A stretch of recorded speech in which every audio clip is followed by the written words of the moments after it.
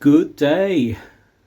As you can see, I've just harvested some beetroot and I'm looking at these brassicas. These are the mustard kale, these are the Kimi de Rapa, and I think they need to go in somewhere. What's it called? Oh, silly me. Basil that we cut back is sort of just struggling through at the moment. The cuttings of lavender that we took, you can see a few of these are still looking pretty healthy. In fact, most of them, I can see 4 that have definitely gone. If we look here, this one I'm going to take out. That's not going to do anything. This one here, I'm going to leave that one in for the moment. That one is definitely gone as well. You can see how it's browned over at the top. I'm just going to take that one, and that one is completely brown as well. So of there was 4 in each, so there was 12. We've got 9 left. What's that one? No, we've got 8 left. I'm taking that one out. I think we can see that these 4, 5, 6 are doing okay. 4, 5, 6 are doing okay. 7, 8. Yeah, so we got 6 that are doing okay, 2 that are struggling a bit, and 4 that have come out. Our lettuce here, I can see another lettuce has germinated in there. They're sort of really taking their time. They're moist enough, so that's fine. Look, another flower coming there. These are our gazanias. And then over here, oh, what are these? Oh, these are Nemesia, aren't they? I'm not expecting anything under here. Oh, we've got some. Well, look, there's some germination there and germination up there. Whether that's Nemesia or whether that's just other sort of weed seeds in the compost, I'm not sure. But I'm going to put that back on. Keep them happy. And out there, I'm not sure if you can see, but the arum lily that we tidied up a couple of weeks ago is really enjoying the wetter weather that we've been having. It's really happy. As I look out across our plot and the neighbour's plot and the neighbour of 2 plots away's plot, and then across into the paddock plot area, which is below the sycamore that you can see just sort of slightly to the right of centre of the screen, I really feel as though we're now at the back end of autumn and going into winter rather than not even being in mid-autumn yet.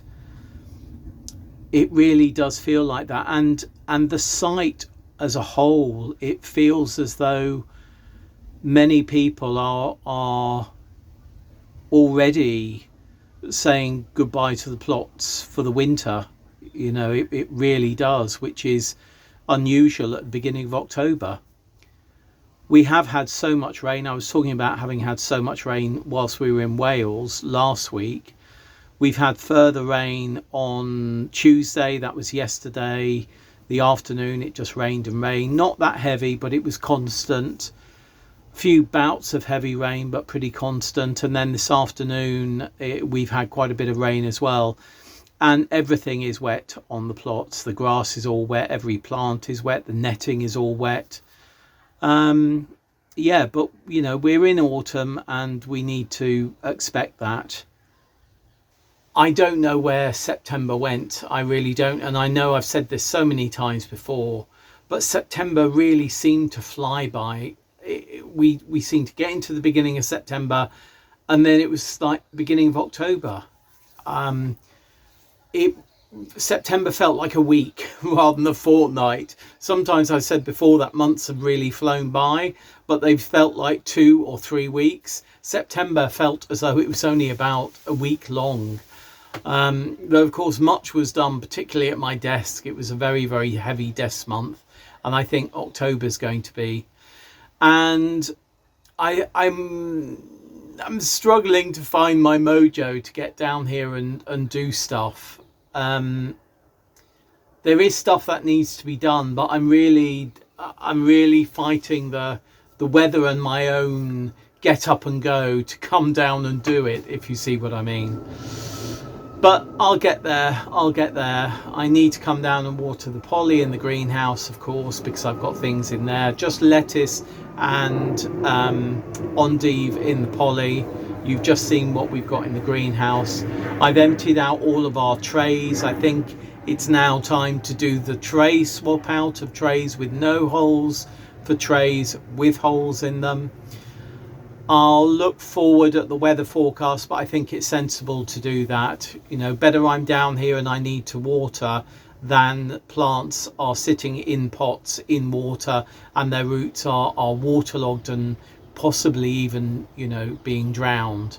So I will do that. One thing I just wanted to mention, I saw it I think at the weekend or the back end of last week, maybe whilst I was in Wales.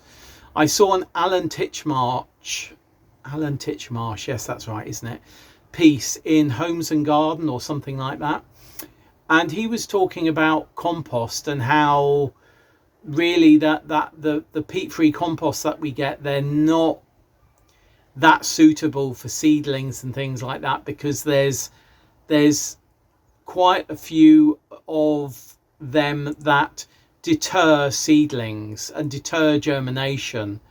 And I thought that was really interesting, considering what we have been saying and the germination we have been having this year. Not just us, but people across the site and people across the UK as well. It really seems that the horticultural companies and the people who make peat-free compost have... It feels to me as though they didn't really think about it that swiftly. There are certainly some companies that did, Silver Grow, people like that, who, you know, were well ahead of the game. But the big commercial producers of compost, it feels to me as though they put off putting, you know, having to take out peat from their compost. And then when they're forced to do it, they've given us a product that actually is not fit for purpose. You know, multi-purpose compost is multi-purpose compost. You can use it for different purposes. Yes, seed compost is far better for sowing seeds, but multi-purpose compost, I've always used multi-purpose compost for sowing seeds. And this year, and I think last year as well, but particularly this year, all of those seeds struggled. And it was only, I've been talking about this and thinking about this over the last, I don't know, 9 months. And it was only when I was reading this article, which came up on my Google News, I wouldn't have read it otherwise. I don't get Homes and Gardens, I don't read it, you know. But it came up and I thought, yeah, actually, maybe Alan Titchmarsh has got something totally right in that. Maybe that makes an awful lot of sense. So I've been saying that I'm looking at seed sowing compost for next year, and I'm definitely going to do that. But then I wonder, which brand do I go for? Time will tell. Anyway, I am going to leave it here now. I'm going to take those beetroot home, and hopefully in a day or so's time, I need to take some garlic home as well. In fact, all of that garlic that I've got in the shed I need to take home. Hopefully in a day or so's time I'll have found my mojo a bit more. Well, I've found it and I'll have reinvigorated it. And we'll get down to doing a few things here. Certainly weeding the bed where I want to put the garlic in, because I'd like to get that done this week or next week. Right, let me know how you're doing with your mojo, and are you feeling the same as me, or are you not? Are you raring to go and going for it? Obviously, if you're down under, you're at the start of your spring and there's quite a lot going, and I know I've seen Christopher, who's on Planet Vegetaria, he shares with us his garden, which is in Australia, and other people do as well, which is really fantastic. So it's nice to see them getting their sort of seedlings going and plants out, and he actually got a cauliflower the other day, which he was very pleased about, and thinks he's got another one coming as well, which would be lovely. Collies are something I've never really done that well. They've never done well for me, but it's mostly my growing technique, isn't it, rather than theirs. Right, I will see you again very soon, maybe with a bit more get up and go. See you soon. Bye. Good day. It's Saturday morning. You can see rather a lovely sunny morning, which is highlighting the mess of the plot. But there we are. It is what it is. I've decided that I'm going to get the garlic in today, and it's going to go in this bed. So I need to clear this bed up to this line here, or maybe just there, a bit further down. There's a few things growing in this bed that I'm going to move over to this bed. So if I say I'm going to clear from the end to here, we've got a few forget-me-nots here, here, here, there, over there, that need to be cleared. We've also got, oh, I can see there's, is that a Nigella there that I'll move as well. A few weeds to come out, I'll be taking that out. And then I've noticed that here we've got a chard. Here we've got pansies, tiny pansies, which have self-seeded. Couple more chard, one over there. These are the pansies that have self-seeded again. And lemon balm self-seeded. So what and calendula self-seeded. So I think the first thing I'm going to do is weed that bed over there of weeds. Weed this bed here of weeds, and then move the plants that I want to move from here, like the calendula over there. Calendula over there. These forget-me-nots, the pansies, to over there, because we're going to have that as a flower border bed next year. I do need to take out some of the claytonia over here. Once you've got claytonia in, you sort of don't have it, but I need to just clear some of that. I'm happy to have some, but not too much. Of course you can eat it, that's what it's there for. A bit of seed saving from these Nigella as well. So yeah, that's what I'm going to do. And then once this bed is clear, I will put the garlic in it. Right, that's what I'm going to crack on and do now. The first thing I'm going to do is remove the chard, which I'm going to put over by the other chard. I've turned the camera back on because, as often happens, when I finish filming something, I suddenly think, oh, I should do that. And what happened is I finished filming there, I swung over here, and I remember that we've got our beetroot growing in here, and we did have some chard in here. So what I'm going to do is I'm going to move the chard into this area instead of the area where it's already growing. I think that will be more sensible. So yeah, that's what I'm going to do.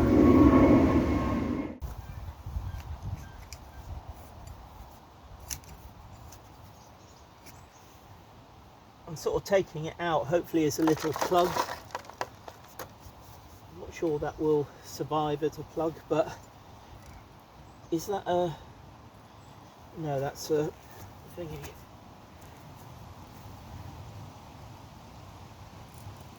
That's a chard.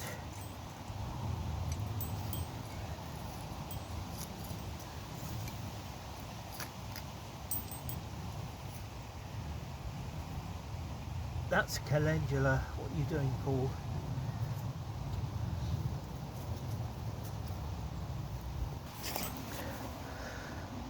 On closer inspection, that's a chard, that's a calendula, that's also a calendula there, as that one is. So we've only got one chard.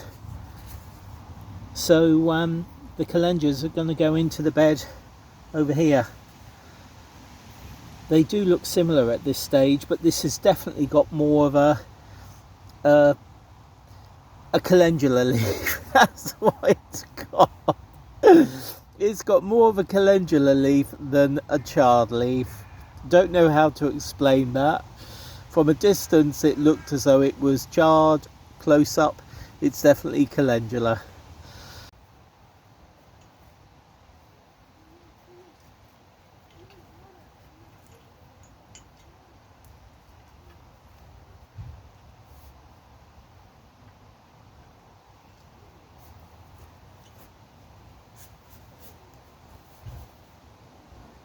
That's the bed here prepared for the garlic. I've just given it a little tickle over and raked it level. I'm still sort of mulling the edges, but I'm going to live with it over the winter because, well, I'm going to live with it at the moment anyway, until I either decide that I am living with it or that I'm going to change it. It will cost money to replace this bed, even to replace this edge here, which is the rotten one, though you can see down here, can you see sunlight coming through? Because this one here is just as rotten. There we are, you can see my fingers.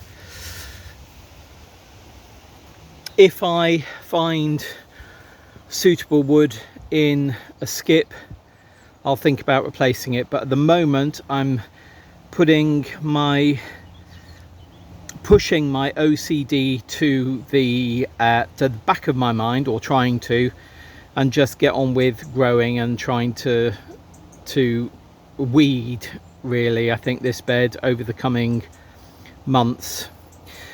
So anything that wasn't a weed, you can see weeds are in that bucket. There's perennial weeds in there, so that's going into our perennial weed bin. Anything that's not, that I wanted to move over, has now been moved over. This has been given a tentative weed up to about here. I'll need to carry on weeding this whole area. You can see there's quite a lot of grass in there now. I think it's, yeah, there's grass that needs to come out. That can be job for another day. So you might be able to see here little pansies that I've moved over. Forget-me-nots I've moved over. A couple of nigella. Where are they? There and there. The lemon balm over there. Another forget-me-not there. More pansies over there. So that's shaping up quite nicely for a flower bed next year. But this is going to be our garlic bed. And what do we need to have a garlic bed? We need garlic.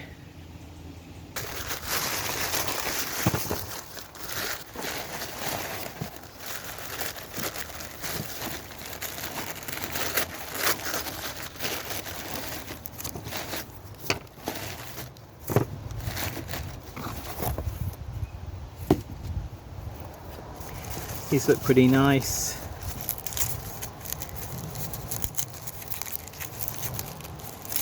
Take some of that paper off.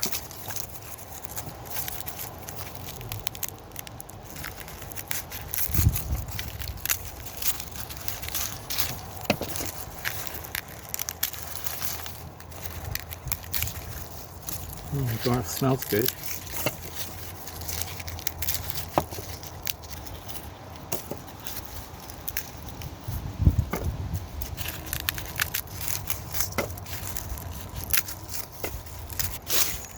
Just clean these up a bit.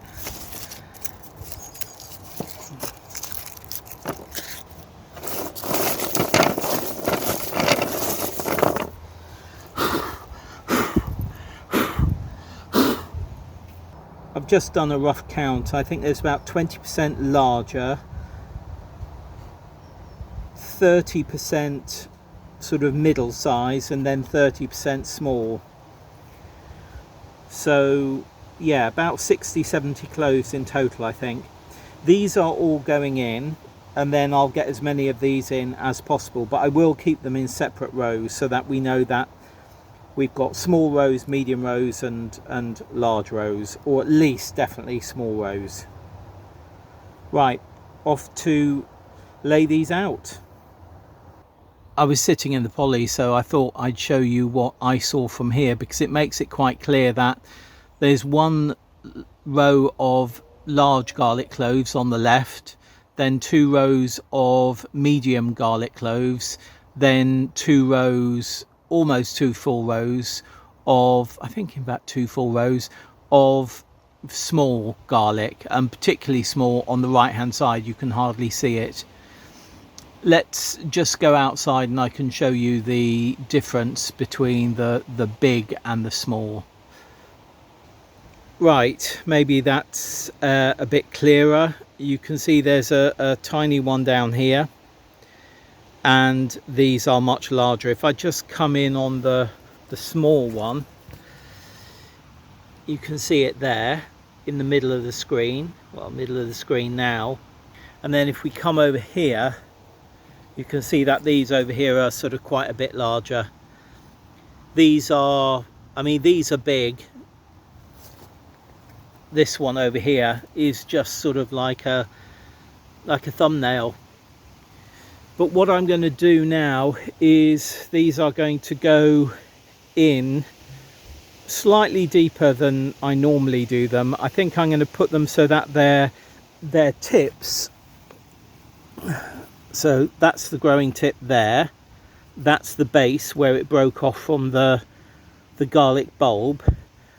The base goes down, the tip goes up, and I'm going to plant these so that the tip is about an inch below the surface of the soil. Maybe just a bit less than an inch, because I think I'm going to put a top dressing of compost in the next couple of days. So by the time I've done the top dressing of compost, this bit up here will be about an inch below the surface. Pop it back. And they're roughly 6 inches apart, a little bit more between the rows. If you want to hoe, if you don't hand weed and you want to hoe, because garlic and onions, they don't like being crowded by weeds, I will be hand weeding this bed. I still like hand weeding. If you're going to be using a hoe to hoe out weeds, then I do them maybe 8 inches apart this way minimum, and at least 10 inches apart that way.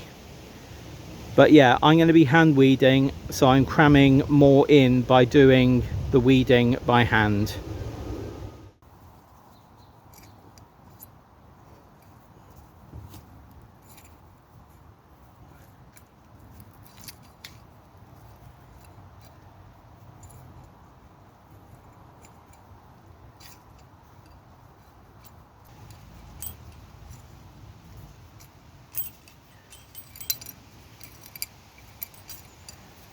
I'm not sure if you can see, but there's an indent there and there and there and there and there where I've planted garlic. Make sure to smooth everything over, because you don't want water, when it rains, you don't want water pooling where you planted your garlic, and your garlic getting too wet. Particularly important in heavy, not well draining soils. That's our garlic in, our Precosum garlic. So yeah, pleased to have a job done. So that really is the start of our new growing year. My growing year is October to September, because in October, November we put in garlic and broad beans and peas if you're doing overwintering peas. So yeah, my year starts now, growing year starts now, and I hope it's better than the last one. I am very pleased to have got that garlic in. it feels a bit like a milestone for me, this. I was saying earlier in the week, I don't know where my mojo's gone, and I've been looking for it and I haven't really been finding it. And I knew I had to do something to get me down here and get me back in the soil. So planting that garlic is, you know, such a good job to have done. And moving those plants over to the other bed, the flowering plants over to the other bed. There's also a plantain. We've got a patch of plantain on the grass, which I strim, but I noticed that a plantain had self-seeded in that bed, so I've left the plantain in there because I'm quite happy to have some wildflowers in there. Plantain is fabulous for pollinators, so I'm leaving it in there, and fingers crossed it will do well. The other thing that's good for pollinators, just going off track at the moment, is ivy. Ivy is blooming at the moment, and it's such a good pollinator it's such a good source of food for pollinators at this time of year. And this year the ivy is really quite sort of luscious and plump, and the pollinators that are around, which are some, there's a hoverfly in the poly here, there's a couple of butterflies still. Oh, there's one just gone in front of the door. Yeah, those things, they will be loving the ivy, so that's good. But yeah, glad to have got that job done and the year kicked off, the year of growing kicked off, and I certainly hope it will be a better year than last year. Right, I'm going to leave it here for this week's A Week at the Plot. I want to have maybe sometime this afternoon down here. It's Saturday now, so sometime this afternoon down here, or sometime tomorrow. We are due rain at the beginning of next week. I'm not going to water in the garlic. I'm quite happy with how moist that soil is. Having said that, it is a really well draining soil. You know, we are at the top of the plot here, the top of the site, top of the plot, and the top of our site. I mean, from where I'm sitting here, the plot, our plot, is most probably about 6 to 8 inches lower at the front than it is here. So the plot is already slanting. Then the site itself, I said this a couple of weeks ago with the flooding. Right at the bottom of the site, there must be 1.5–2 meters difference between my plot up here and the people lower down here.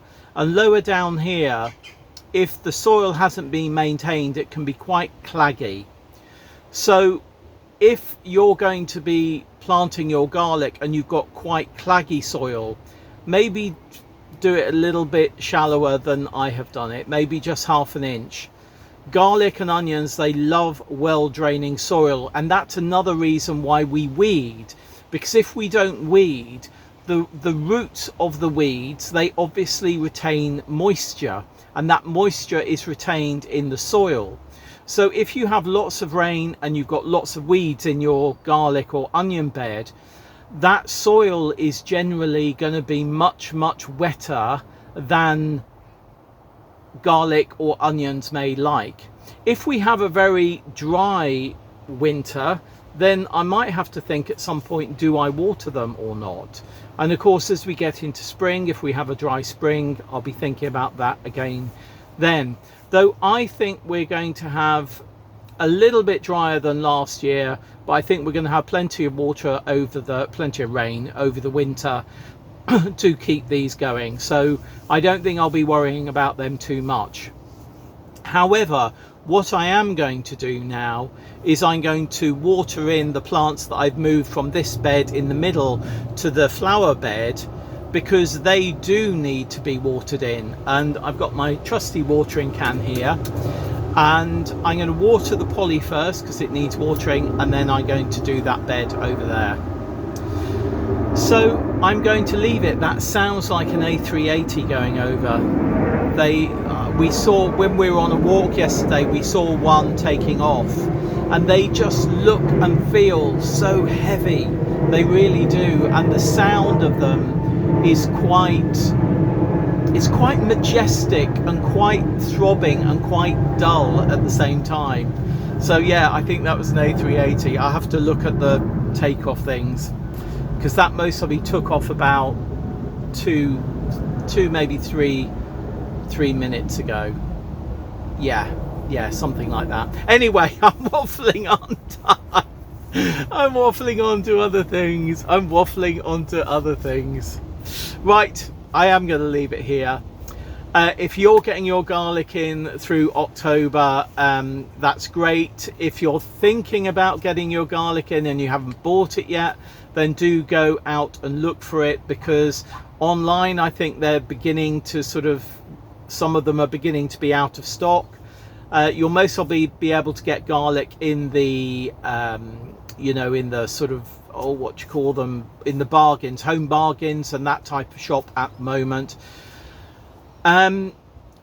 Should you plant garlic that you buy from a supermarket? The answer to that is no, because you do not know where it's come from, and you do not know whether there is any pathogens or viruses or diseases in that soil that has grown around the garlic that the garlic may have taken on. However, we have done it in the past and not had an issue. So I'm a bit don't do it, but if you find that you can't get any garlic anywhere and you really want to do garlic, have a think about it, but buy organic if you can. Well, I'd say buy organic if you're going to do it from a supermarket. Right, yeah, I'm waffling. Another plane going over. Whatever's happening in your garden, your growing space or your allotment, I hope you are finding time to sit back and plan, because that's really important, particularly with for us in the Northern Hemisphere, where we're planning what we're going to be doing over the coming months. Of course, we should be planning what we're doing over the coming months, because the winter, the autumn and the winter months are preparation months for next year's growing season, next calendar year's growing season. So it's really important to plan and prepare. These are our months to do things like sorting out beds and structures, and if you're going to change things around, change them around. So anything structural, think about that. And you don't want to get to April and think, oh, I want to move that bed from there to there and do this and do that, and by the time you've done that, you haven't had time to do anything else, like sowing seeds. So yeah, I'm waffling. See you very soon, and happy growing. Bye.